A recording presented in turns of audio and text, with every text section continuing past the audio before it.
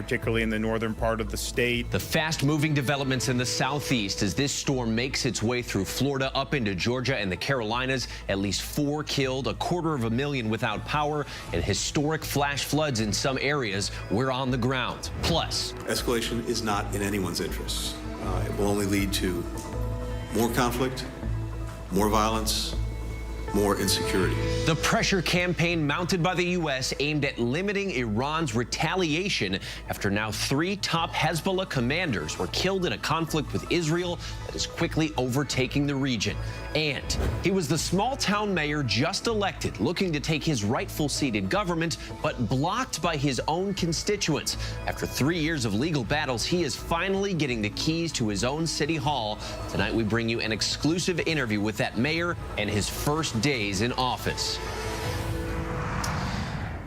And good evening, everyone. I'm Trevor Alton for Linsey Davis. Thank you so much for streaming with us. We're following those stories and much more, including that big global market sell-off that brought Wall Street down in rapid fashion as recession fears took hold, how it impacts you, and what's next. Plus, the potential VP list for Kamala Harris narrows down. We're expecting to learn her pick just hours before they hit the road together. And the landmark decision against Google, why a judge now says the internet giant violated antitrust laws. We take a look by the numbers as they are accused of forming a monopoly. But we begin with the deadly tropical storm Debby slamming the southeast tonight. Parts of Georgia and South Carolina bracing for the possibility of historic flooding. Hundreds of thousands of customers in Florida are already without power as this storm made landfall as a Category 1 hurricane near Steinhatchee, Florida. Winds up to 80 miles per hour. It's the first hurricane to hit Florida this season. More than a foot of rain in some areas. At least 4 people have already been killed, including 2 children. This storm also has been blamed for a horrific crash. An 18-wheeler losing control, careening into the Tampa Bypass Canal. You see it there. Tonight, Debby is a tropical storm as it pushes its way toward the Carolinas, with Savannah, Georgia bracing for what could be a once-in-a-thousand-year rainfall event, up to 30 inches of rain possible. The storm's also canceling and delaying thousands of flights along the East Coast. We have our chief meteorologist, Ginger Z, standing by, and reporter Josh Chapin in Charlotte. That's where Debby's headed next. But first, our Faith Abube leads us off in Florida. Tonight, life-threatening storm surge, powerful winds, and the potential for feet of rain. Debby leaving death and destruction in its wake. The system gaining strength before slamming ashore in Florida's Big Bend around 7 a.m. A Category 1 hurricane packing sustained winds of 80 miles an hour. We're about 20 miles from the coast, and we're now in the eye wall of Hurricane Debby.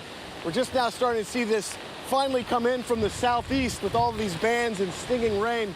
More than a foot of rain in spots already. A flash flood emergency declared northwest of Gainesville. And you can see members of the Florida National Guard in high water rescue vehicles going into neighborhoods like this that are flooded to rescue homeowners. We met Kristen Mallet. She evacuated with her family as their neighborhood started to flood. Are you surprised by what you were seeing? Yes, because I've never seen anything like this before. Major flooding in Sarasota. As you can see right behind me, there's an active rescue happening as we speak. This is one of many that we've seen since we got here just about half an hour ago. In Levy County on Florida's Big Bend, a 13-year-old boy killed inside a mobile home by a falling tree. The young man was asleep in his bedroom, and that's where the major impact was. Near Tampa, dive teams working in dangerous conditions, pulling a semi-truck from a canal after it slid off Interstate 75 around 2:30 in the morning, recovering the body of the 64-year-old driver. More than 300,000 Florida customers losing power at one point, and flight cancellations piling up across the country. Debby now crawling into Georgia and South Carolina, where it'll sit and dump rain for days. In Savannah, residents racing to prepare. Authorities putting a curfew in effect starting tonight. This type of rain hovering over us, coming with the intensity that they tell us that it's coming, it's going to catch a whole lot of people by surprise. And so let's bring in Faith Abube. She joins us now live from Live Oak, Florida. Faith, we see the flooding behind you. What is the situation where you are? Well, Trevor, Debby has moved out, but there are a number of communities just like this one still dealing with significant flooding. The power is out in this community and nearly the entire county here, and first responders are going door to door in some areas to check on residents. Trevor? We hope that they made it out okay. Okay, Faith, thank you. Of course, to the north of Faith, we know a lot of areas are really getting hit hard. Let's go to Charleston, South Carolina, where the storm is headed. Our reporter Josh Chapin from our partner station WTV there is there now. Josh, how's it going? Well, Trevor, it is sort of that dreary rain that's falling right now. We've been here for about 4 or 5 hours, and this has been coming down since. This is the kind of rain that I think we can deal with and all the locals here in Charleston can deal with. But we just got an update from the city of Charleston. They said that they've handed out nearly 50,000 sandbags to folks. You see some of them here in front of the coffee shop, and then if you'll, Dave will go walk down the street. He'll show you some more of the sandbags that are right down the street here that shows you some of the preparations that are being done, that continue to be done in advance of this storm really coming on to land here in the heart of Charleston. We made the drive down from the Raleigh-Durham area today, saw a few heavy pockets along I-95 going through Florence and then making that left as you come down to the coast here into the low country. And again, it's been a sort of a steady rain all day long on King Street, nothing treacherous, but we have seen folks out and about in ponchos, umbrellas, trying to go into any of the stores that might have been open, trying to soak up some of that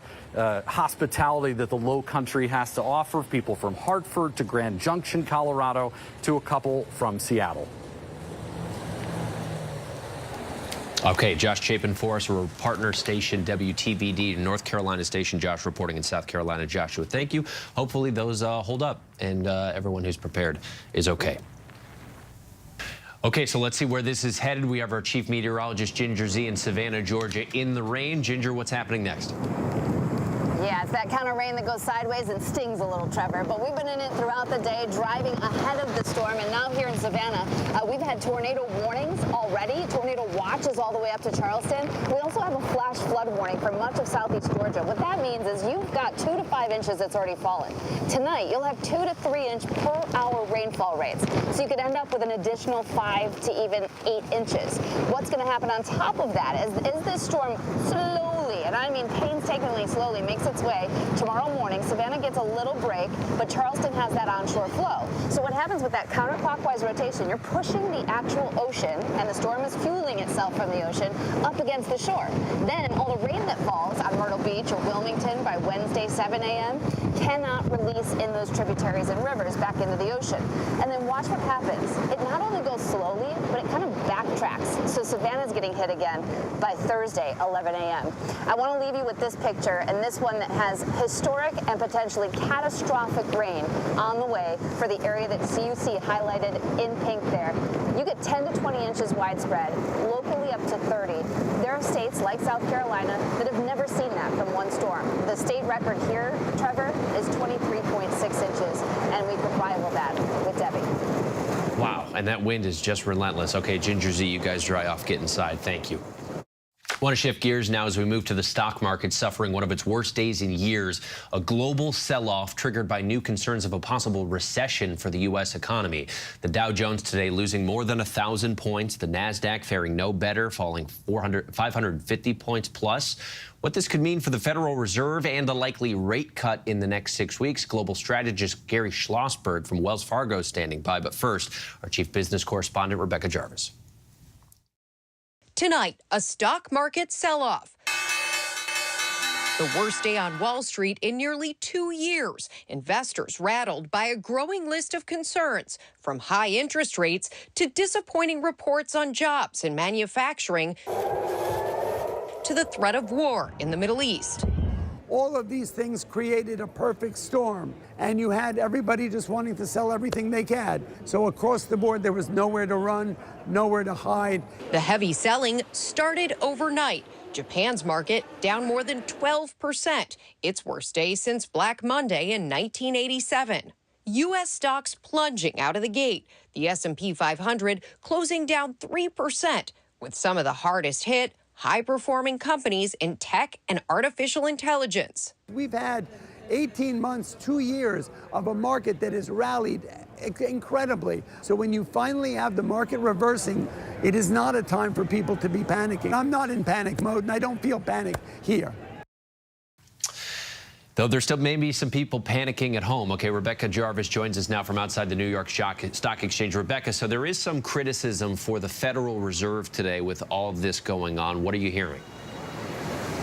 Well, the Fed had a meeting last week, decided not to cut interest rates. So there are some now who are saying the Fed should have cut last week. The Fed has continued to say we are reliant on data, and the data is not telling us that the economy is in recession or that inflation is a problem in our rearview mirror. This does, though, Trevor, up the ante for the potential for an extremely rare intra-meeting interest rate cut, meaning in the next couple of weeks before its September meeting, or an interest rate cut that's far more aggressive in the September meeting. That would mean interest rates come down even more than anticipated on things like your credit card, perhaps even making mortgages and car loans less expensive in the very near future, Trevor. Yes, it all feels a lot more sensitive than it did even a day ago. All right, Rebecca Jarvis, thank you.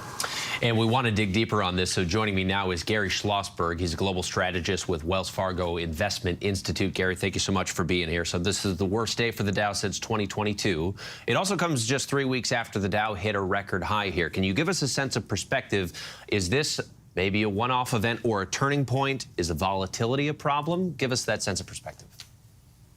Well, I think what happened is that the market priced for near perfection ran into a series of disappointments, as you've heard, the war in the Middle East, some disappointing earnings news. The Bank of Japan raised their interest rate, drawing some funds from the U.S. market back to Japan, and then the capper, of course, the weak economic data.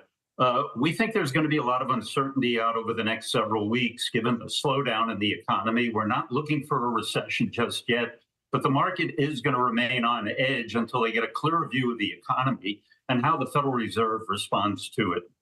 You talked about a few of the different reasons for this in that first answer. I mean, I've heard things about Warren Buffett unloading his Apple stock, dragging the company down, and then the rest falls with it. It could just be the larger fears of recession. I mean, is there a main culprit for this, or is it kind of just a single perfect storm all at once? I think it was a combination of things. Certainly the most important element is the economy, but the data that we've seen so far, to us at least, is more suggestive of an economic growth slowdown during the balance of the year rather than an outright recession. Time will tell, but the drivers of the economy, the drivers of spending, still seem to be holding up reasonably well, and it's for that reason that we don't see the Federal Reserve coming in with both feet and really cutting interest rates very aggressively, at least just yet. I think a lot of our viewers are probably understandably going to care the most about the U.S. stock market. But is this simply a U.S. problem? Are there indicators of a global market correction coming? Well, to some extent, I think there is. There's certainly more scope for a U.S. correction, given the very strong performance of the stock market thus far this year. Overseas, they do have their problems, however. Economic growth in some of the developed markets in Europe, Japan, is winding down a bit. The backdrop for these trade-sensitive economies is world trade growth that remains low by historic standards. So they have issues of their own that I think will weigh on the market overseas. Okay, Gary Schlossberg, thank you for your time. Thank you. Want to head now to the race for the White House and the growing speculation over Vice President Kamala Harris's choice for a running mate. She is expected to appear on stage with her pick for VP in Philadelphia tomorrow evening. Her campaign says a final decision has still not yet been made. And here's our Selena Wang. Tonight, Vice President Kamala Harris just hours away from making one of the biggest decisions of her career. Harris closing in on her choice for running mate, meeting at her Washington, D.C. home with the leading contenders. Arizona Senator and retired astronaut Mark Kelly, the husband of Gabby Giffords, Minnesota Governor Tim Walz, a retired school teacher and 6-term congressman. Hi, Governor. Anything on the Veep stakes yet? I got nothing for you, man. And popular first-term Pennsylvania Governor Josh Shapiro, a former prosecutor. Shapiro emerging as a favorite, with Pennsylvania a must-win state. But some in the party voicing concerns over his support for Israel and taxpayer-funded private school vouchers. Harris forced to make this critical decision at warp speed. She's only been a candidate for 2 weeks herself. Sources tell ABC News the new pair will debut in front of a crowd of more than 10,000 people tomorrow night in Philadelphia, kicking off a blitz through battleground states this week, where she's seen a boost in the polls.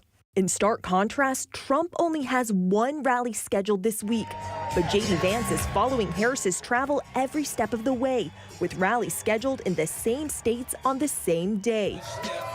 In a new interview, Donald Trump saying any of Harris's possible VP picks would be a better president than she would. I think virtually every one of them is considered better, smarter, would be a better president than her. But we can't allow her to be president. She's going to destroy our country. All right, so let's bring in Selena Wang from the White House tonight. Selena, of course, time is running out for the vice presidential decision. Kamala Harris having to choose. What more do we know about what's going into that process?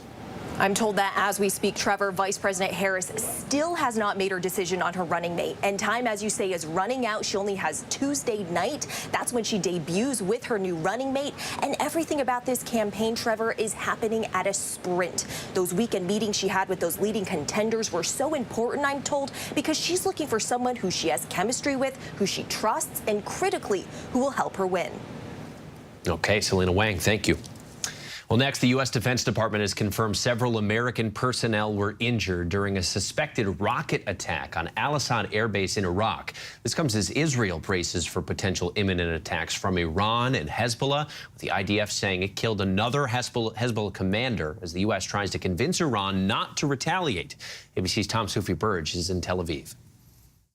Tonight, several U.S. personnel injured when their base in Iraq was targeted by multiple missiles. The strike stoking fears the Middle East is on the brink of a wider war. The region on edge as Iran promises it will take revenge on Israel at any moment after the assassination in Iran of a top Hamas leader. The U.S. now in diplomatic overdrive. Escalation is not in anyone's interests. It will only lead to more conflict, more violence, more insecurity.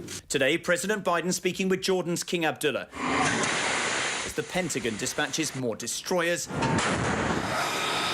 and an extra squadron of fighter jets to defend Israeli airspace.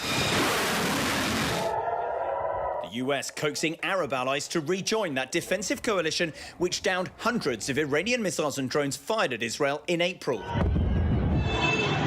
Sources tell ABC News the White House is facing steep hurdles because many partners see Israel's actions last week as, quote, unnecessarily provocative.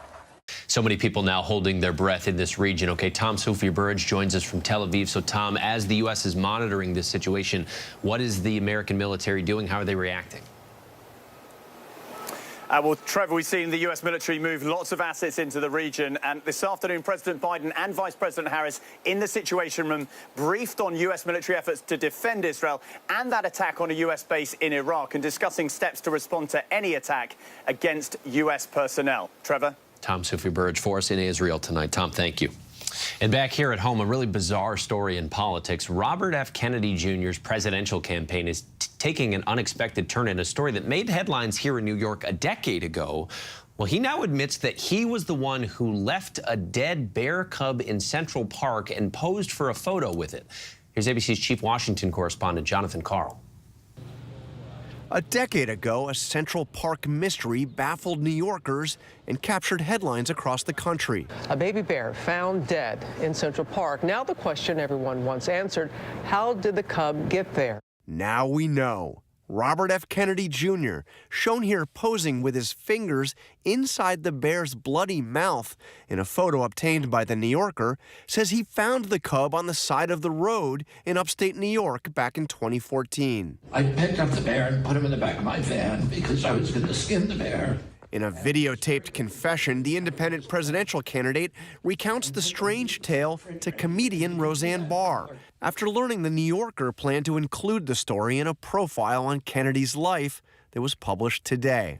Kennedy says that after a day of falcon hunting, he had to rush to a dinner at a fancy steakhouse in Brooklyn and then had to catch a flight. Anyway, he says he didn't have time to take the bear home, so instead he left it in Central Park with an old bicycle so that it looked like it had been killed by the bike. I wasn't drinking, of course, but people were drinking with me who thought this was a good idea. In the video, he says he was shocked to see how much attention the discovery of the dead bear with the bicycle got the next day. I was worried because my friends were all over that bike.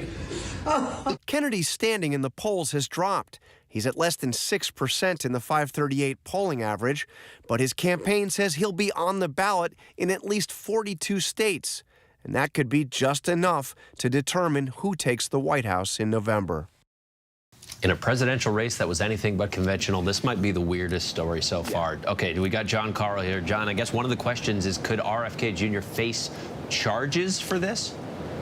The short answer appears to be no. The New York State Department of Conservation Services, which is who the NYPD referred to, questions on this, said that back 10 years ago when this happened, they looked into it and that the bear died from wounds consistent with blunt force trauma, consistent with being hit by a car, and that no charges in such a case could be brought. So it appears this is the end of this very, very strange story. I guess that settles that. Okay, John Carl, thank you. Thanks. Well, Supreme Court Justice Clarence Thomas is under new scrutiny, accused of failing to disclose more flights from conservative mega donor Harlan Crow. Democratic Senator Ron Wyden says records show Justice Thomas and his wife Ginny flew from Hawaii to New Zealand on Crow's private jet back in 2010. Now, he says Thomas never reported that, and Crow has not said if he claimed those trips as tax deductions. President Biden has unveiled a sweeping plan to reform the Supreme Court that includes a code of ethics and term limits. Well, now to the Summer Games in Paris. Gymnast Simone Biles capping her Olympic comeback, coming away with a silver medal for her floor routine and making a rare mistake on the beam. But the most memorable moment may be the respect shown between teammates on the podium. ABC's James Longman is in Paris. Tonight, Simone Biles showing she is human after all, coming up short on the floor and taking a tumble off the high beam.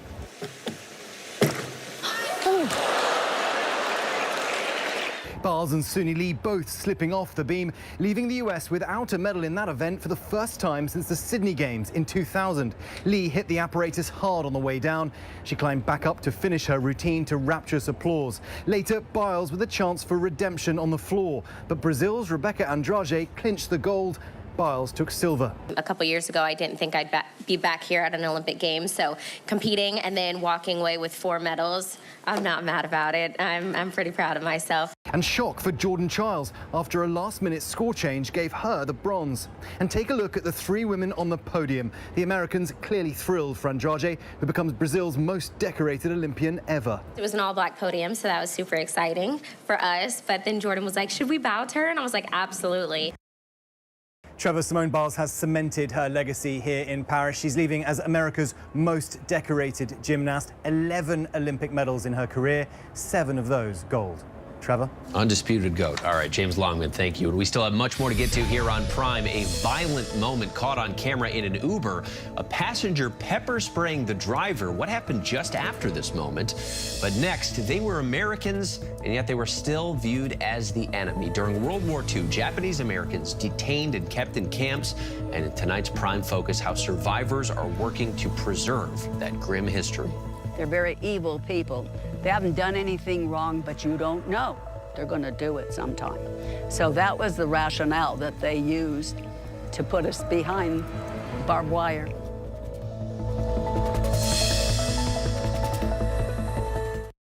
Whenever news breaks, we are here in Israel, a nation at war after that brutal surprise attack by Hamas. On the ground in Ukraine, reporting from Lewiston, Maine. The scene of a horrific mass shooting. ABC News Live is right there everywhere. From the scene of that deadly missile strike in Dnipro, Ukraine. Reporting from the earthquake in Turkey. In Rolling Fork, this tornado tore through this little town. From the most devastating disaster in Hawaii. From Charleston, South Carolina, on the 2024 campaign trail. In Iceland, let's go.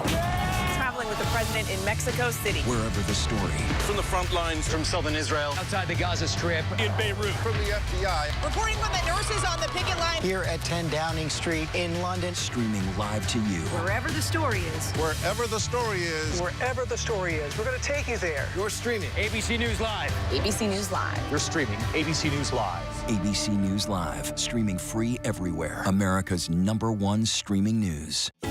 First thing in the morning. There's a lot going on. We're still in a flash flood warning. To catch you up with what happened overnight. Police in riot gear arresting dozens of protesters. What's happening today? Escalating tensions in the Middle East. What people are talking about. The migrant crisis. Fast, straightforward. With some fun in between. Check out the Gator on the 17th hole. The buzzkill in baseball. First thing in the morning. America This Morning. America's #1 early morning news. On ABC News Live. What does it take to be the most watched newscast in America? We are part of an operation. Is this our combat operations center? We're approaching the gate. Militants came in from different directions. Nuclear reactor. So you have a couple loaded and ready to go. The house is destroyed, but the flag... Not a carrying it. How important it made to USA. Great work. Hi. Appreciate you. Thank you. Ismail? David. I'm David Muir. I know who you are. You Watch do? you every night. ABC's World News Tonight with David Muir is America's most watched newscast. If you were coming of age in the 1980s, the Brat Pack was near the center of your cultural awareness. But for those of us experiencing it from the inside, the Brat Pack was something very different. The critics agree. Hated the Brat Pack. What a disaster. Why did we take it as an offense? I'm not going to say we were the Beatles or anything. Well, we didn't fill Shea Stadium. 1985? I think we could have. I'd heard my grandmother scream. The murders of a husband and wife found dead inside their home. Brandon is the last person to see his parents. There were wild revelations. Brandon's secret life. They were saying he was a murderer and there was just no possible way. Brandon was up there. He could have gotten this gun. Who's wrong? Somebody's wrong. Now, the powerful prison interview. Why should we believe you? 2020, Friday night at 9/8 Central on ABC. Welcome back. During World War II, nearly 100,000 Japanese Americans were detained by the U.S. They were deemed the enemy. Men, women, and children taken by bus and train to camps across the country, spending years surrounded by barbed wire. It's one of the darker moments in this country's history, and in tonight's Prime Focus, we will see it through the eyes of someone who lived through it and is now working to preserve that history for future generations. ABC's Juju Chang brings us the story.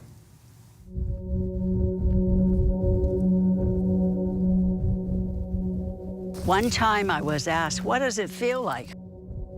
Well, just looking at this, can you imagine? You know, just standing here, after a few minutes, I actually could remember. I can even visualize this.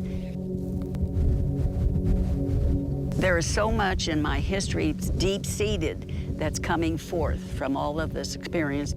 It's just taken me a few years to even call it an incarceration camp. Carlene Tannegoshi Tinker was just 3 years old when she first walked these grounds. Just weeks after Japanese pilots bombed Pearl Harbor.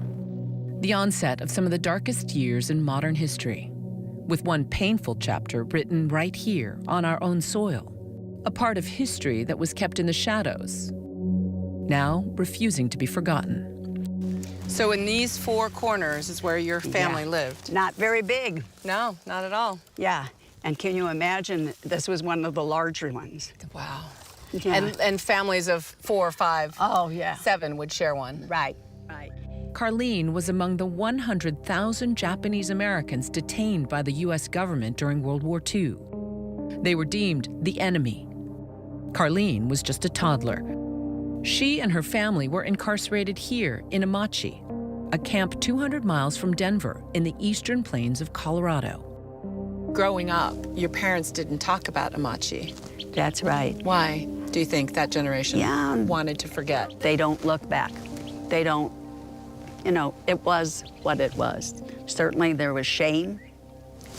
My goodness, you're labeled the enemy. Oh my gosh, you didn't do anything wrong. Her parents, both citizens, worked in a farmer's market.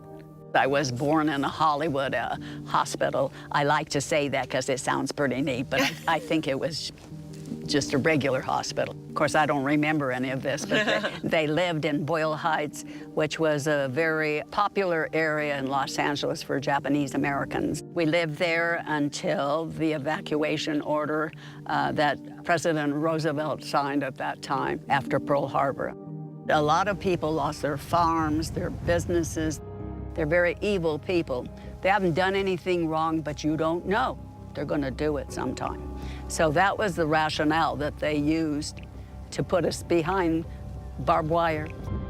More than 10,000 people were imprisoned at Camp Amachi between 1942 and 1945. 2/3 of them were American citizens. Many, like Carlene, were children. What do you remember of this space? What were those memories that came back? Well, if you can think of it as, let's say we divide the apartment in half. In half, yeah. Right, like this. And strung from one side to the other would be a cord. And over that cord would be a blanket. That would divide the bedroom from the living room. And then each block had a mess hall. We would stand in line, and I guess sometimes several hours. Just for a meal? Yeah, just for a meal. In the latrines, there were no partitions to separate any toilet. So some people waited until very late at night, and then they would go to the bathroom and or go to the showers. The majority of those held at Amachi came from California's Central Valley. Teachers, professionals, along with mostly farm workers. Despite the repressive living conditions, they nurtured flowers and vegetables. They ran shops, schools, published a newspaper. And when the War Department came calling, many also volunteered to enlist. There was a 10% volunteer rate to fight in the war. This was the highest rate of volunteerism to go fight. Yeah. What does that tell you about the people who were here? Yeah, it tells me a lot. It tells me that they were trying to prove their loyalty in spite of the fact that their parents, their families were being incarcerated. That they were loyal Americans. That's right. 953 men and women from Amachi joined the military during World War II. 105 of them were wounded, 31 killed in action.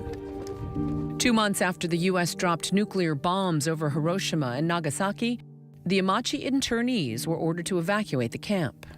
After 3 years behind barbed wire, they were told to go back to their old lives after being stripped of everything they had. Amachi was abandoned, and what happened here buried in sand and grass. We gather here today to right a grave wrong. Nearly 50 years later, the U.S. government apologized to Japanese Americans and granted token reparations. Back in the small town of Grenada, Colorado, one teacher started researching what happened down the road from his school, at Camp Amachi. They had the fire department, police. John Hopper taught social studies and coached 3 varsity sports. He also coached his students, little by little, to uncover the forgotten history at Amachi. What drew your attention to it? It was kind of fate. My mother actually worked with a former internee. His name was Emery Nomura. So, you know, we knew about it. So I get hired here as a young teacher, and I want to do a history project. I'm less than a quarter mile away from Amachi here. I know I can interview Mr. Nomura. Let's go. And that's what we did. The object was to collect as many stories and primary sources that we could. What year was that? 1994 or 1995. Before the internet, for sure. Oh, yeah. I mean, we're using cassette tapes. One suitcase per person. What started as an oral history project at the only school in Grenada, population 400, blossomed into a full-blown museum. Made in concentration camp, 1944. People started giving us stuff. And our first museum was actually on our campus. The interesting thing was the high schoolers became historians, museum guides. This is a crib that a baby slept in, and it was donated by the baby who slept in it. Oh my goodness. Together, John and his students took on a monumental task, one the federal government had yet to take on, to preserve and restore the essence of the camp. My students took care of the site. We mowed, we trimmed trees, we fixed roads, we painted, we did a lot of work up there, and then plus we ran the museum. I mean, not many high school projects turn into full taking care of a historic site. Well, I've been looking. They started the Amachi Preservation Society, and with the help of other organizations, recovered key landmarks like the water tower, a guard tower, and a barrack. John's students traveled all over Colorado, Kansas, and Oklahoma to educate others about Amachi. There were a few people that weren't too happy that we were doing what we were doing. What made them unhappy? Well, they didn't want it brought up into the history kind of thing. They just wanted to keep it pushed down. I mean, I would shed tears on some of the stories of people, you know, and it's like... It got under your skin. It did. They really did. I'm a champion of the cause to make sure that everybody understands what happened so it doesn't happen again. For Amachi's survivors and their descendants, John and his students' work has allowed them to come back to a living memorial to share their stories. Wow. What do you feel when you step into here? Oh, vivid memories. Yeah. Vivid memories. It's like they come I could be lying over there on my blankie.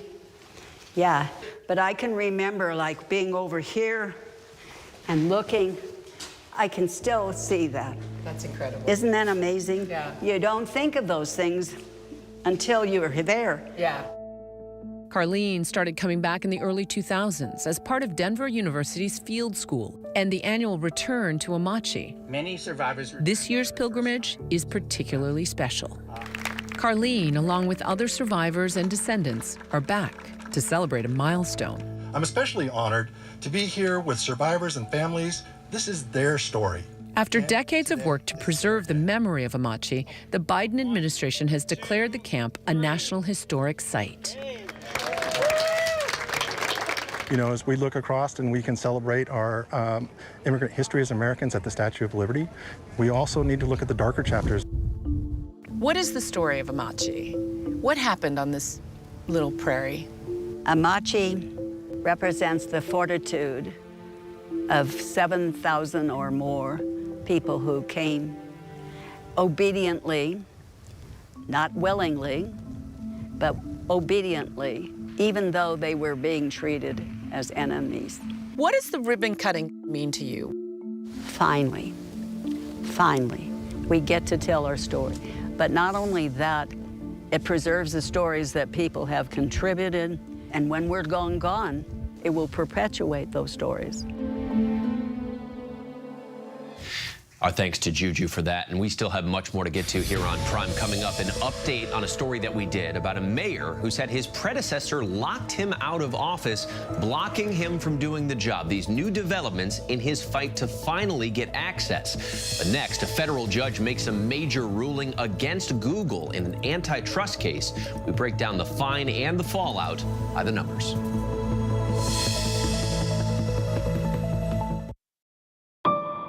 What does it take to be the most watched newscast in America? An operation to capture ISIS fighters. Is this our Combat Operations Center? We're approaching the gate now. Militants came in from 4 or 5 different directions. Operational nuclear reactor. So you have a couple loaded and ready to go. The house is destroyed, but the flag, there's not a tear in it. Not a tear in it. How important is this label right here, Made in the USA? Look at your smile. You're proud of this. I love this. Great work. Hi. Where are you? Where are you? Appreciate you. Thank you, David. Good to meet you. Ismail? David. David. Yes, yes. I'm David Muir. I know who you are. You Watch do? you every night. ABC's World News Tonight with David Muir is America's most watched newscast. Whenever news breaks, We are here in Israel, a nation at war. In Rolling Fork, this tornado tore through this town. From Lewiston, Maine. The scene of a horrific mass shooting. From the scene of that deadly missile strike. ABC News Live everywhere. In Iceland, let's go. On the 2024 campaign trail. Here at 10 Downing Street. Wherever the story is. We're going to take you there. You're streaming ABC News Live. ABC News Live. You're streaming ABC News Live. ABC News Live, streaming free everywhere. Betrayal is one of the hardest types of trauma to overcome. This is her knight in shining armor. Everything felt right. All of a sudden, I found this hidden folder. I opened it. I don't think I can say it. I'm sorry. It's shocking. My stomach just dropped. He just really didn't think I had it in me to do something. So I did. Betrayal, a Father's Secret, the all-new season on Hulu. First thing in the morning. There's a lot going on. We're still in a flash flood warning. To catch you up with what happened overnight. Police in riot gear arresting dozens of protesters. What's happening today? Escalating tensions in the Middle East. What people are talking about. The migrant crisis. Fast, straightforward. With some fun in between. Check out the Gator on the 17th hole. The buzzkill in baseball. First thing in the morning. America This Morning. America's #1 early morning news. On ABC News Live. Why do so many people start their day here? From ABC News, this is Start Here. To be in the know and get a different take on the day's top stories. A lot of news today, so let's get into it. Listen now to the Daily News Podcast honored with 4 Edward R. Murrow Awards and see why the New York Times calls it a news podcast worth listening to. Start Here, ABC News. Make it your daily first listen. Now, that's a part of the story I bet you didn't see coming. Wherever you get your podcasts, Start Here. It's lunchtime in America, so what are we serving up? Well, how about everything you need to know? Give it to me. Your health, your money, breaking news, pop culture, with the biggest stars, music, trends, and of course, good food. It's all coming up on GMA 3. You're going to love it. We'll see you then. GMA 3, what you need to know. A third hour of GMA in the afternoon. So join us, afternoons. For everything you need to know. I love that. Me too. Reporting from the 2024 Summer Games in Paris, I'm Inez de la Quatera. Wherever the story is, we'll take you there. You're streaming ABC News Live. Welcome back. In a landmark ruling just hours ago, a federal judge declared Google a monopolist, saying it violated U.S. antitrust laws by paying billions to smartphone manufacturers like Apple in order to make Google the default search engine on their phones. And it was the Biden administration's first attempt at reining in big tech with this case. Now, how Google maintained their alleged monopoly and the profits that they've reaped in the process are tonight's By the Numbers. $26.3 billion is the whopping sum that Google paid Apple in 2021 to become the default search engine on web browsers Safari and Firefox. Now, that is chump change considering Google booked $146 billion in advertising revenue just that year. It tripled the ad revenue that the company brought in just a decade ago. The number 2 search engine, Microsoft's Bing, by comparison, generates only about $12 billion in annual ad revenue, and that is because Bing is used for just 6% of all search queries. Google, meanwhile, completes 90% of all internet searches, and on smartphones, that number jumps to 95%. That's on all mobile devices. Now, Google is likely to appeal the judge's ruling. It argued in court that they weren't anti-competitive because everyone is free to switch to a different search engine if they so choose. We have much more ahead here on Prime. What police are revealing about the possible motive behind a burglary at a home owned by Tom Hanks. And do you recognize this teenager? What he's saying a decade after a viral interview made him famous around the world. Whenever, wherever news breaks, it's so important to always remember that lives are changed. Here in London, in Buffalo, Uvalde, Texas, Edinburgh, Scotland. from Poland once again tonight. Thank you so much for streaming with us. Ukrainian refugees here in Warsaw. Do you think you'll ever be able to go back home? We're heading to a small community outside of Mexico City. Splintered houses and splintered lives. The magnitude of the devastation. You're streaming ABC News Live. Reporting from Rolling Fork, Mississippi. Santa Fe, New Mexico, Raleigh, North Carolina, The U.S. Capitol. Mayfield, Kentucky, Minneapolis, Mexico. Tongass National Forest, Alaska. Getting you behind the stories as they happen, giving you a front row seat to our world as it plays out in real time, live. ABC News Live Prime. We'll take you there. Stream ABC News Live weeknights, America's most honored streaming news program, only on ABC News Live. Streaming free right now wherever you stream your news.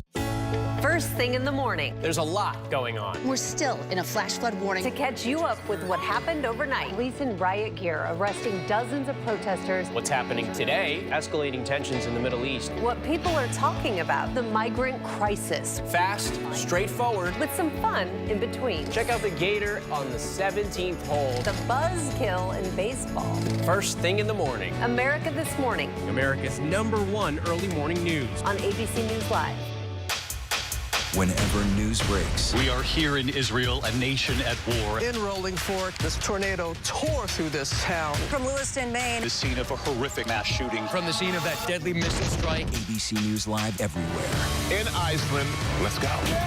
On the 2024 campaign trail. Here at 10 Downing Street. Wherever the story is. We're going to take you there. You're streaming ABC News Live. ABC News Live. You're streaming ABC News Live. ABC News Live, streaming free everywhere. I heard my grandmother scream. The murders of a husband and wife found dead inside their home. Brandon is the last person to see his parents.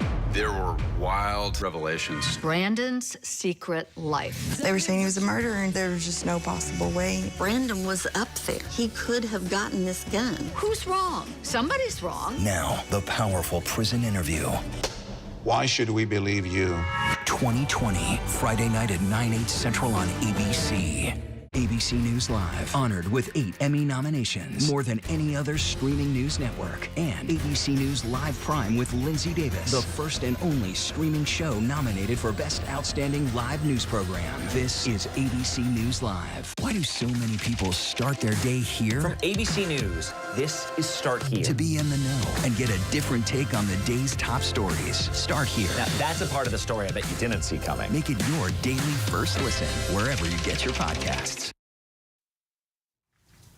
After a long legal fight, the mayor of the small town of New Bern, Alabama, is returning to the job. Mayor Patrick Braxton. He said since 2020, the city's white former mayor had blocked him and his city council from exercising his duties. We're going to speak to Mayor Braxton in a moment, but first we want to show some of our in-depth 2023 report with ABC's Steve Osunsami speaking not only to Braxton, but also to the city council, who said they had just one meeting before things took a turn.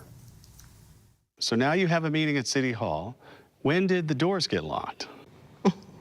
Well, we don't know. The next day, we don't know exactly when. I guess they knew we was there. Can you imagine? It's a city hall. It's the town hall, and it's locked forever. It's been locked for 2 years now. Well, I feel that it's all about race. And I don't mind saying that. That's what it's about, because I've lived here all my life. According to their lawsuit, they're also locked out of the city's accounts at this bank on the other side of the county. Meanwhile, the black city council members say that the old city council continues to collect taxes, pay the lawn crews, and somehow conduct regular business. Do you even know who's holding the meetings? No. No, and they must be holding it in a private home. You may hang up or press 1 for more options. We tried more than once to get the former mayor's side of the story. Knocking on his door when it appeared he was home. He didn't answer.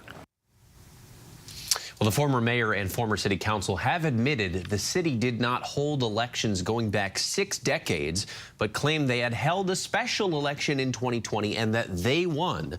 But the attorneys for Mayor Braxton say that is still disputed. And our Linsey Davis spoke earlier today with the now current Mayor Braxton and his attorney.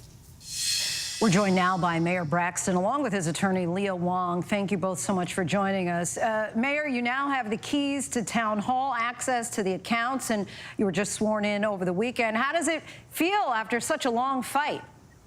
Oh, it feels wonderful. It's a relief. How has the city reacted now that all of this has been settled? I think it was a sign of relief and joy, and we're gonna put it behind us and try to move forward, and and keep moving with the city as we go, day by day. Well, now that you finally have the ability to do your job, what's on your agenda for the city? What's first up? The first thing, that was Friday, that was Thursday. I got a lot of citizens out, and they helped me they volunteered, help cut grass, pick up paper, and try to clean up the city for the inauguration. And I think everybody willing to work with me and try to better the city and clean up and make things beautify for the town. What's been the most difficult part of all this? The difficult part is you got someone else calling themselves the mayor and holding the keys and knowing they was not the mayor. That was the difficult part about it. And then it seems like a slap in the face that you've been elected, the duty elected, and someone else wouldn't step down and never, deceived and pass everything over to you. Did you ever think that you would see this day? I kind of figured, if I didn't see it at the end of this term, next term, it was going to be election somewhere, and I was going to, get my rightful seat, at the end of this term, or a new election. How will elections be handled going forward to ensure this doesn't happen again? I think it was really profound for everybody in the town to hear from the defendants themselves that, there were no elections held for mayor or town council for decades. And moving forward, Mayor Braxton gets a year to fill out his term, and then there are municipal elections next year. And he and his new town council will be in charge of holding the first ever elections in New Bern for mayor and town council. And it's also part of the settlement agreement that the court has jurisdiction over this case. So the court will see to it that elections are held next year at the very least. And is there anything going to happen to those who did prevent Mayor Braxton from actually fulfilling his duty? Unfortunately, not under the law. The judge dismissed these individual defendants and just held the town of New Bern as the only defendant. I think that at the end of the day, we spoke with our plaintiffs. I know Mayor Braxton will speak to this. He and the plaintiffs just really wanted elections in the town more than anything. And I think it really speaks to how they always put the town first in this case. And Mayor Braxton, we heard from your city council in that clip. Will they all be returning as well? Yes, I'll be returning back to the seats. And when is your first meeting? That's what I've been talking with my attorney today, and we're trying to set up a date and a time for my first meeting with my city council. Mayor Patrick Braxton, Attorney Leah Wong, we thank you both so much for your time. Really appreciate it. Thank you. Okay. All right, our thanks to Linsey Davis for that. And it is important to note the city council appointments there in New Bern, they're still awaiting the approval of Alabama's governor. Well, next tonight, two other major headlines, new details in the investigation into the murder of a soap opera actor. An Uber ride takes a violent turn, and 10 years later, apparently, not much has changed for a viral child star. These stories and more in tonight's Rundown.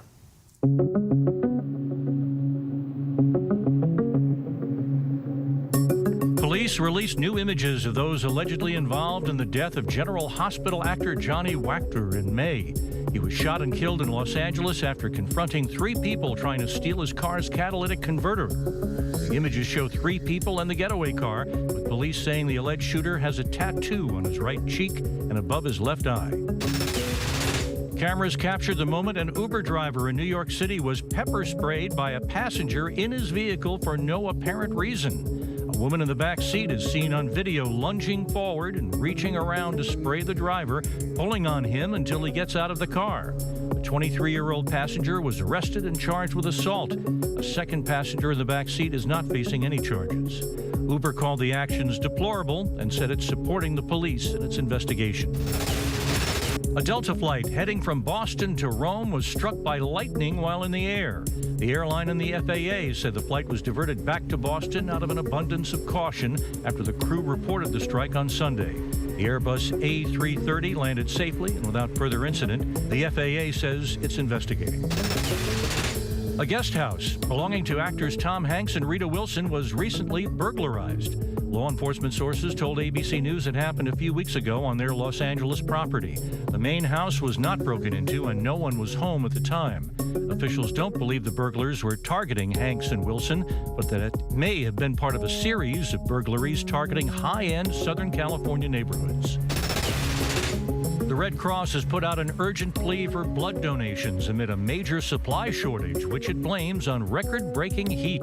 The organization says supplies are down more than 25% since July 1st, a shortfall of more than 17,000 donations, with hospitals dangerously low in Type O blood. The Red Cross says extreme heat has been hurting blood drives and that dangerous tropical weather could cause more issues. Apparently, I've never been on live television before. Remember remember him? Apparently, I've never been on live television. This is Noah Ritter now, 10 years after going viral with his report for ABC affiliate WNEP from northeastern Pennsylvania's Wayne County Fair. WNEP caught up with the now 15-year-old Noah at the same fair, which he still attends every year with his grandfather. Makes me reminisce about being here in this exact spot 10 years ago. And along with that, another sign-off for old time's sake. Apparently, back in Wayne County. That's great. And finally tonight, sometimes the toughest competitors can also be the best of friends. Once again, here's ABC News Live anchor Linsey Davis. Tonight, some medal-worthy moments of sportsmanship at the Olympics, and they are everywhere you look. That moment, gymnast Simone Biles winning silver in the floor exercise. U.S.'s Jordan Childs winning bronze. Both women then bowing at the podium today to Brazil's Rebecca Andrade, who won gold. It was just the right thing to do, Biles said later. She's queen. In swimming, U.S. gold medalist Katie Ledecky inviting U.S. bronze medalist Paige Madden up to the first-place podium spot for the national anthem after competing in the women's 800-meter freestyle final. Haley Batten, an Olympic mountain biker for Team USA, winning silver and making history with the highest finish ever for an American rider. At the finish line, hugging, congratulating her rivals from France and Sweden, who won gold and bronze. And nations divided but coming together. The North and South Korea mixed doubles table tennis teams on the podium together. North Korea winning silver, South Korea bronze, all smiling, taking selfies, along with China's team, who won gold. Inspiring moments of sportsmanship, giving fans an extra reason to cheer. All right. Thanks to Linsey Davis once again. And that is our show for this hour. I'm Trevor Ault. Stay tuned to ABC News Live for more context and analysis of the day's top stories. And thanks for streaming with us.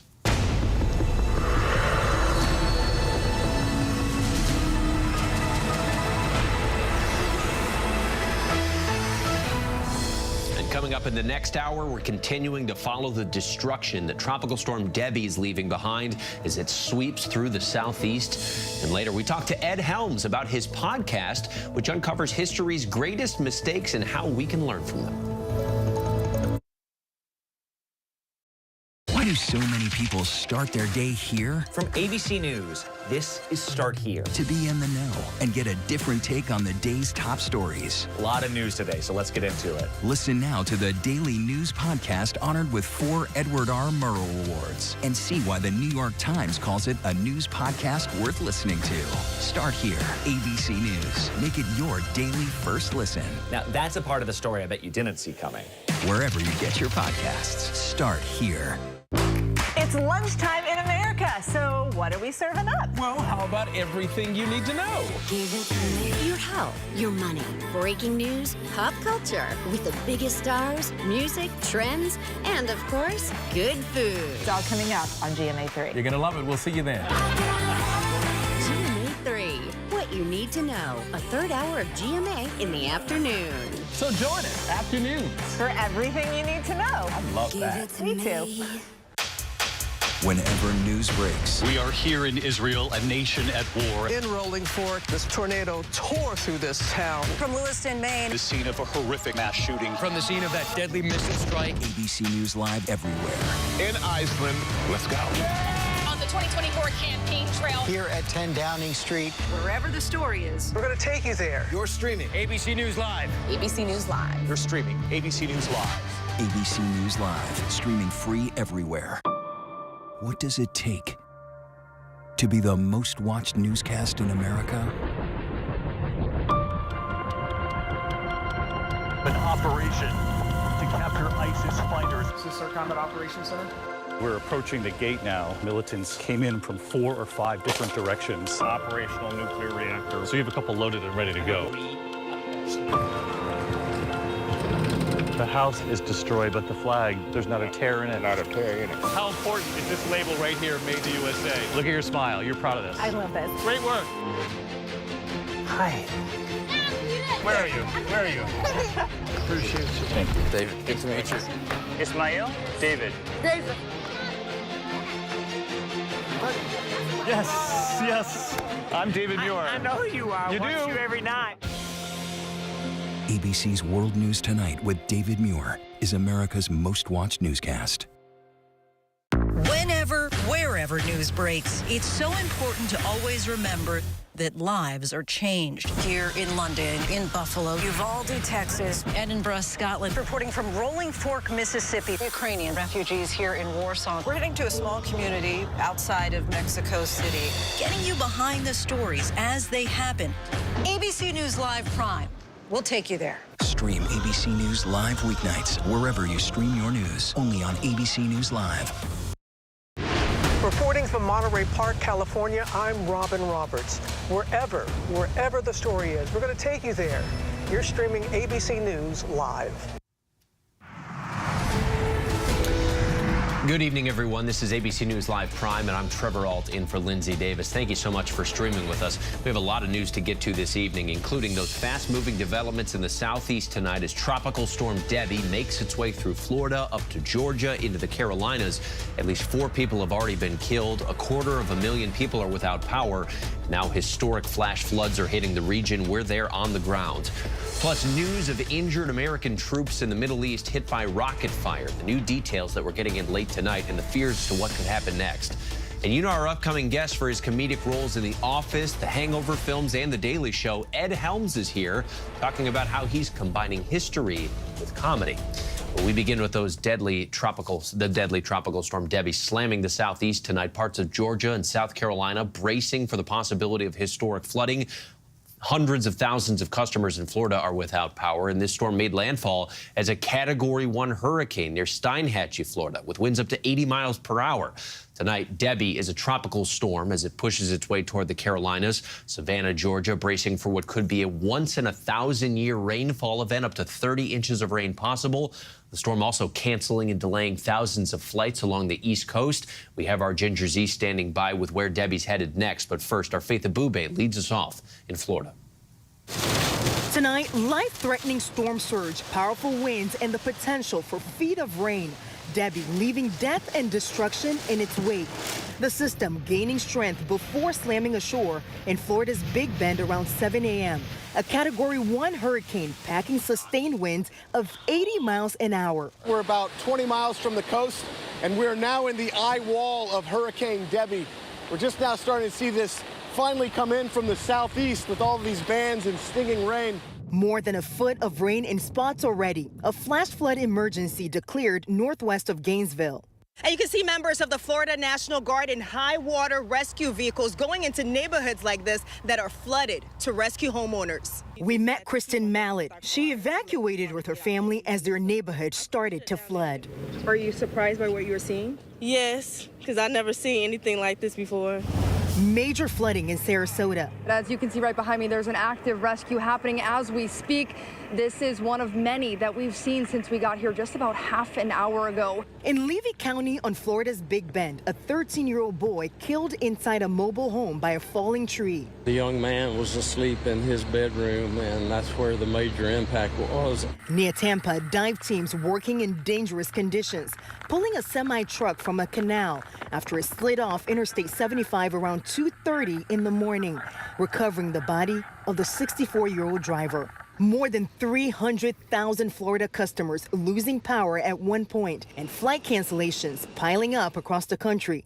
Debby now crawling into Georgia and South Carolina, where it'll sit and dump rain for days.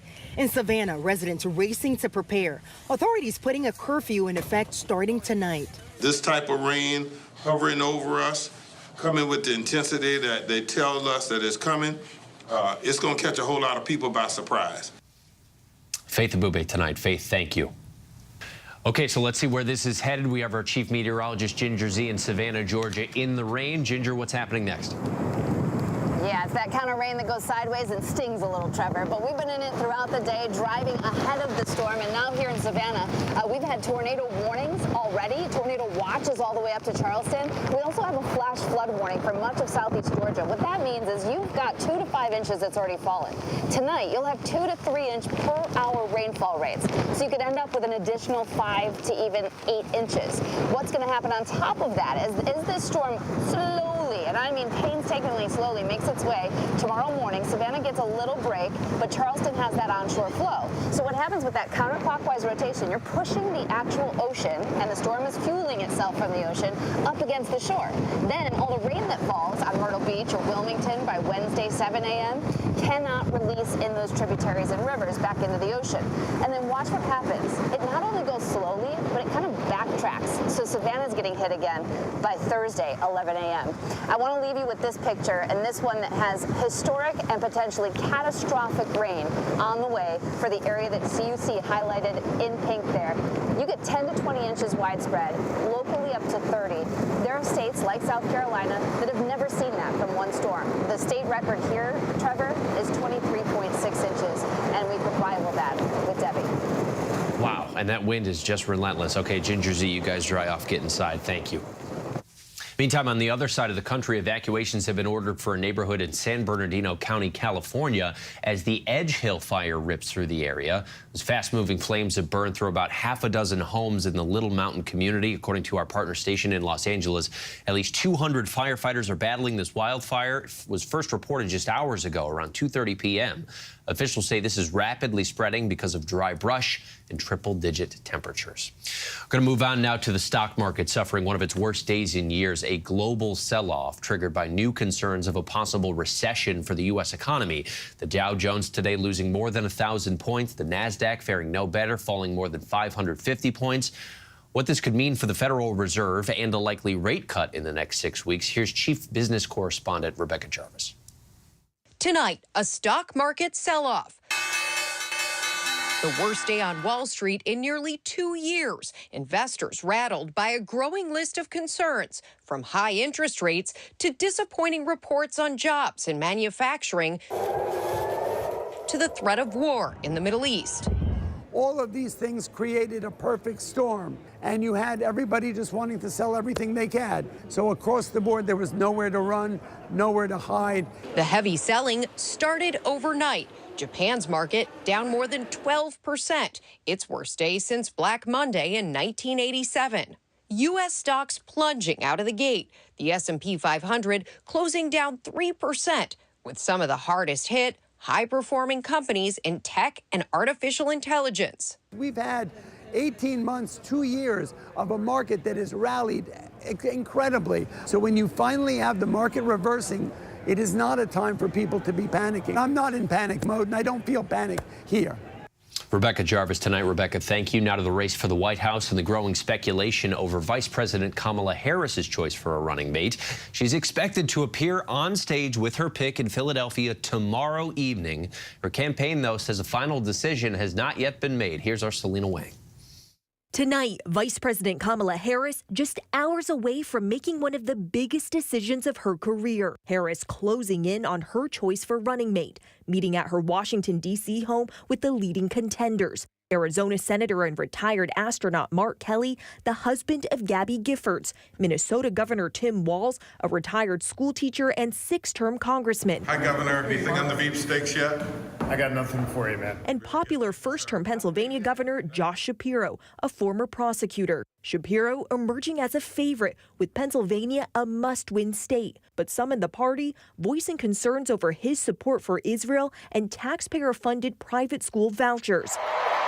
Harris forced to make this critical decision at warp speed. She's only been a candidate for 2 weeks herself. Sources tell ABC News the new pair will debut in front of a crowd of more than 10,000 people tomorrow night in Philadelphia, kicking off a blitz through battleground states this week, where she's seen a boost in the polls. In stark contrast, Trump only has one rally scheduled this week, but J.D. Vance is following Harris's travel every step of the way, with rallies scheduled in the same states on the same day. In a new interview, Donald Trump saying any of Harris's possible VP picks would be a better president than she would. I think virtually every one of them is considered better, smarter, would be a better president than her. But we can't allow her to be president. She's going to destroy our country. Okay, Selena Wang reporting from the White House tonight. Meantime, the U.S. Defense Department has confirmed several American personnel were injured during a suspected rocket attack on Al-Assad Air Base in Iraq. It comes as Israel braces for potentially imminent attacks from Iran and Hezbollah, with the IDF saying it killed another Hezbollah commander. ABC's Tom Sufi Burridge is in Tel Aviv. Tonight, several U.S. personnel injured when their base in Iraq was targeted by multiple missiles. The strike stoking fears the Middle East is on the brink of a wider war. The region on edge as Iran promises it will take revenge on Israel at any moment after the assassination in Iran of a top Hamas leader. The U.S. now in diplomatic overdrive. Escalation is not in anyone's interests. It will only lead to more conflict, more violence, more insecurity. Today, President Biden speaking with Jordan's King Abdullah as the Pentagon dispatches more destroyers and an extra squadron of fighter jets to defend Israeli airspace. The US coaxing Arab allies to rejoin that defensive coalition which downed hundreds of Iranian missiles and drones fired at Israel in April. Sources tell ABC News the White House is facing steep hurdles because many partners see Israel's actions last week as, quote, unnecessarily provocative. Tom Sufi Burridge tonight. Back here at home, Donald Trump's former attorney Jenna Ellis has reached a cooperation agreement with officials in Arizona as part of the state's fake elector case. Arizona's attorney general announced the news, saying the state is dropping the charges against Ellis in exchange for her cooperation.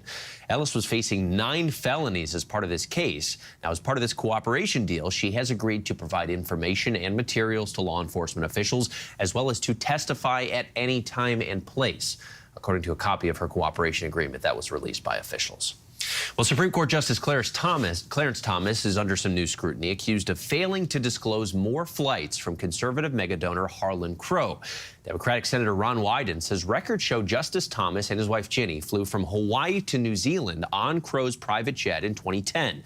He says Thomas never reported that, and Crow has not said if he claimed those trips as tax deductions. President Biden has unveiled a sweeping plan to reform the Supreme Court that does include a code of ethics along with term limits. And we still have much more to get to here, coming up from the big screen to the podcast booth, how Ed Helms' new series is shining a light on what he calls major screw-ups in U.S. history. But next, the investigation that resulted in the UN firing 9 employees.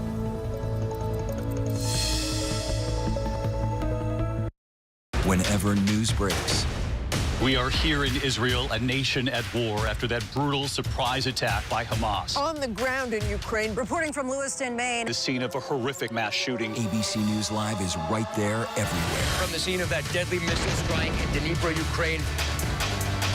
Reporting from the earthquake in Turkey. In Rolling Fork, this tornado tore through this little town. From the most devastating disaster in Hawaii. From Charleston, South Carolina, on the 2024 campaign trail. In Iceland, let's go. Traveling with the president in Mexico City. Wherever the story. From the front lines, from southern Israel. Outside the Gaza Strip. In Beirut. From the FBI. Reporting from the nurses on the picket line. Here at 10 Downing Street in London. Streaming live to you. Wherever the story is. Wherever the story is. Wherever the story is. We're going to take you there. You're streaming ABC News Live. ABC News Live. You're streaming ABC News Live. ABC News Live, streaming free everywhere. America's #1 streaming news. I heard my grandmother scream. The murders of a husband and wife found dead inside their home. Brandon is the last person to see his parents. There were wild revelations. Brandon's secret life. They were saying he was a murderer and there was just no possible way. Brandon was up there. He could have gotten this gun. Who's wrong? Somebody's wrong. Now, the powerful prison interview. Why should we believe you? 2020, Friday night at 9/8 Central on ABC. What does it take to be the most watched newscast in America? We are part of an operation. Is this our combat operations center? We're approaching the gate. Militants came in from different directions. Nuclear reactor. So you have a couple loaded and ready to go. The house is destroyed, but the flag. Not a tear in it. How important it made the USA. Great work. Hi, appreciate you. Thank you. Ismail? David. I'm David Muir. I know you are. You Watch do? you every night. ABC's World News Tonight with David Muir is America's most watched newscast. From the Summer Games in Paris, I'm Lara Spencer. And I'm James Longman. Wherever the story is, we'll take you there. You're streaming ABC News Live. Welcome back. We're tracking several headlines around the world. 9 UN employees have been fired after an investigation into their ties to Hamas's October 7th attack in Israel. The UN's Office of Oversight concluded 9 of the 19 employees under investigation working for the UN Relief and Works Agency for Palestine refugees in the Near East were involved in the October 7th attack. Venezuela's top prosecutor has opened a criminal investigation into opposition presidential candidate Edmundo Gonzalez and opposition leader Maria Corina Machado. The top prosecutor is an ally of dictator Nicolas Maduro and says the investigation is because the two opposition leaders falsely announced they won the presidential election. Now, Nicolas Maduro has released no evidence that he actually has won. The U.S. has recognized the opposition, including Gonzalez, as the actual winner. And Bangladesh's Prime Minister Sheikh Hasina has resigned and fled the country after weeks of deadly anti-government protests. Demonstrators ransacked Hasina's home. She'd been in power for 20 of the last 30 years. The military announced it will form an interim government. Protests in the world's 8th largest country began weeks ago with students seeking to end a rigid system for obtaining government jobs. And clashes in the last month left more than 200 dead. Well, you know our next guest for his hysterical comedic roles in The Office, The Hangover films, and The Daily Show. And you can also listen to him and learn a thing or two, because in season 2 of his award-winning podcast, Snafu, Ed Helms tells the story of the Citizens Commission, a group who burglarized an FBI office in Pennsylvania, obtaining evidence of then FBI Director J. Edgar Hoover's secret illegal FBI program. Let's take a listen. So who exactly was responsible for exposing the FBI's secrets? Who were these anonymous citizens who sent Betty those files? And how the hell did they successfully break into the nation's most powerful law enforcement agency, all under the cover of a huge boxing match? Now, hang on a second. That plot is actually sounding kind of familiar. All really good questions. Ed Helms, thanks so much for being here. I'm so glad to be here. Thanks for having me. You're just a giant history buff? Is that kind of the seed of this whole podcast? Yeah. Yeah? Yeah, I've always been kind of a history nerd behind the scenes, and this podcast is a way for me to share that with the world. I mean, the stories are fascinating. So the whole season is one story. Season 1 was kind of a Cold War mystery. We were really close to nuclear annihilation. Yeah. This one, back to the 50s with J. Edgar Hoover.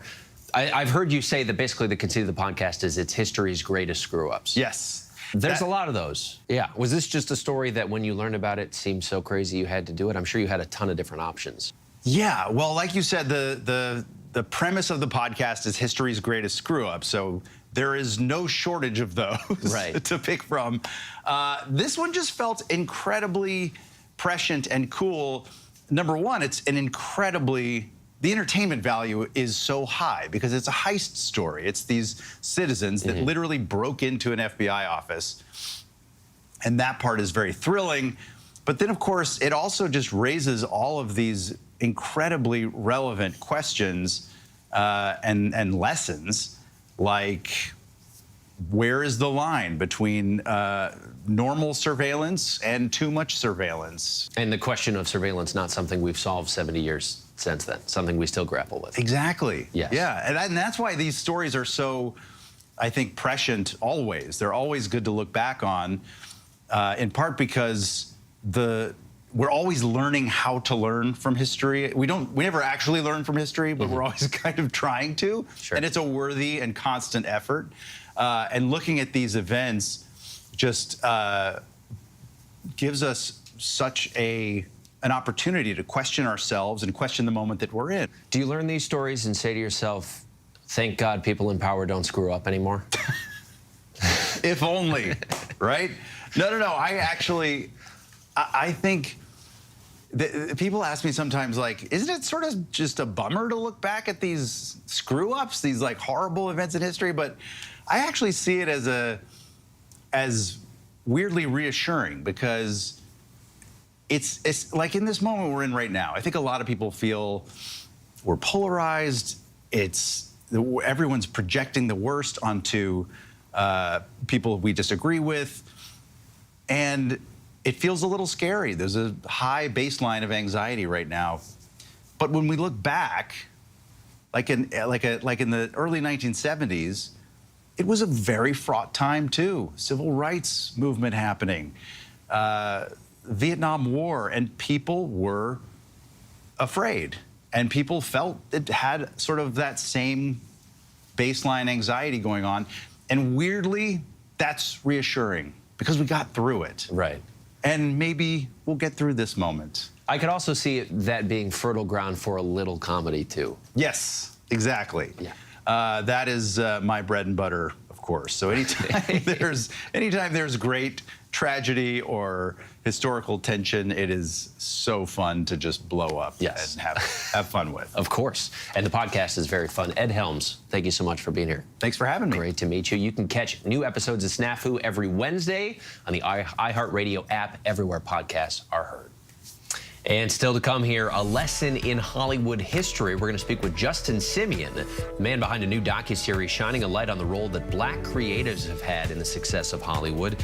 How do movies from decades ago connect to the present?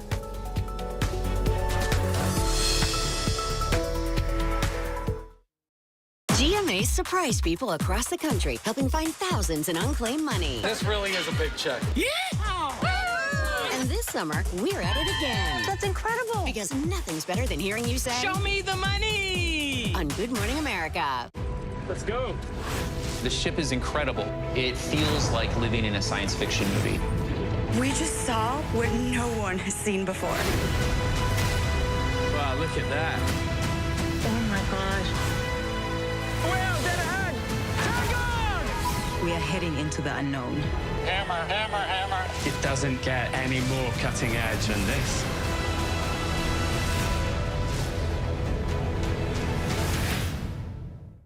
Betrayal is one of the hardest types of trauma to overcome. This is her knight in shining armor. Everything felt right. All of a sudden, I found this hidden folder. I opened it. I don't think I can say it. I'm sorry. It's shocking. My stomach just dropped. He just really didn't think I had it in me to do something. So I did.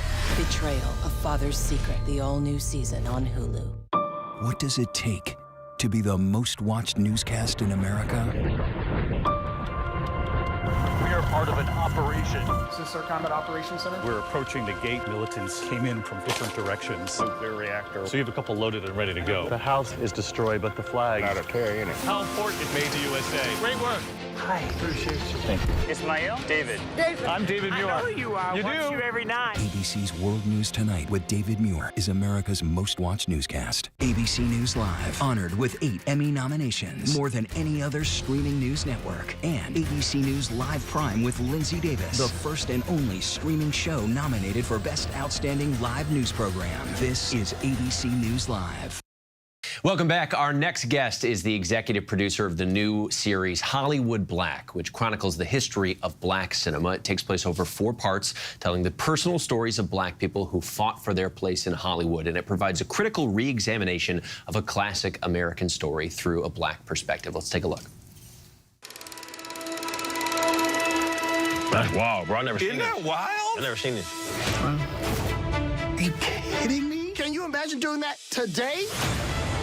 What is a black film to you? Black movie is, well, I know one when I see one. This movie was lost. I think about how much was lost through hatred, through ignorance. And here you get the truth of it. Let's get the truth of it. Justin Simeon, thanks so much for being here. Great to meet you. Thanks for having me. This is so great. Of course. Wonderful to have you in here. Thank you so much for being here. So a lot of people know your work already. I certainly do. Writer, director, a lot of projects. Dear White People, specifically the movie and the series. This is a documentary. Yeah. How was that process coming to terms of wanting to do it than actually having to do it? Yeah, I mean, the funny thing is like my fiction always has some kind of foot in the history door, you know? Some of these themes you can see me kind of like grappling with as early as like the 3rd season of Dear White People.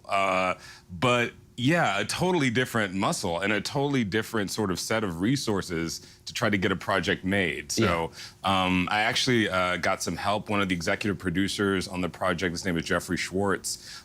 He has made lots of documentaries. And it was sort of during the time I was doing a lot of research that would eventually become this documentary. We sort of had this lunch and we both were just really obsessed with these stories that kind of had just been kind of erased from the record. And he was like, well, what about making a documentary out of it or a doc series? I was like, I don't know, I can't do that. You got to help me.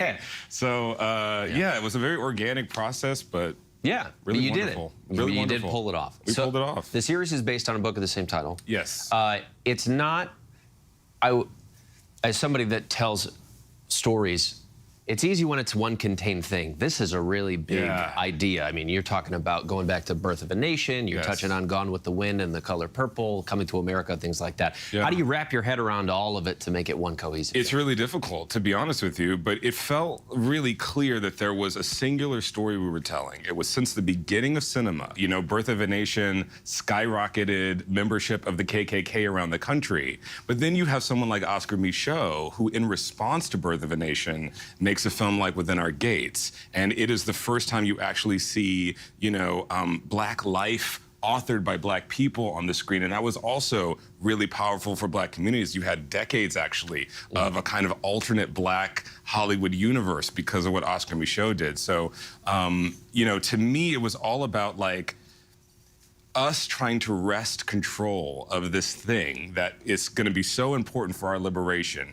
for getting our message out there, for helping, you know, everyone in America, but even in the world, to really see the humanity. What did it mean for you to get to watch a lot of these moments with other Black creators? Oh, that was the best part, because it's the discovery of these films that, for me, really ignited so much of my passion to make this. A lot of your work was already centered on what it is like to be a Black person in a largely white environment.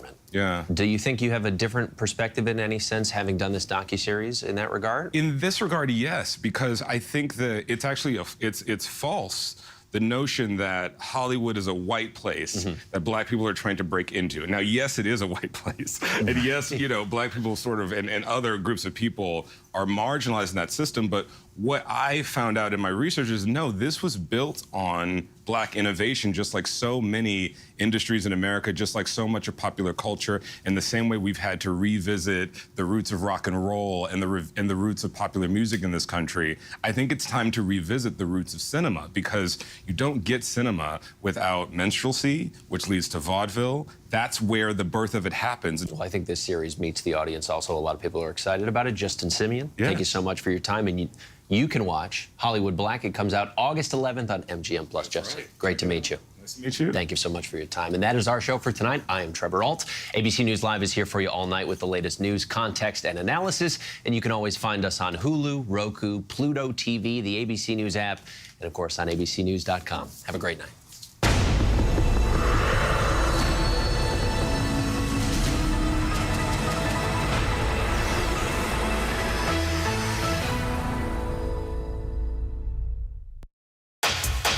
Whenever news breaks, we are here in Israel, a nation at war. In rolling forward, this tornado tore through this town.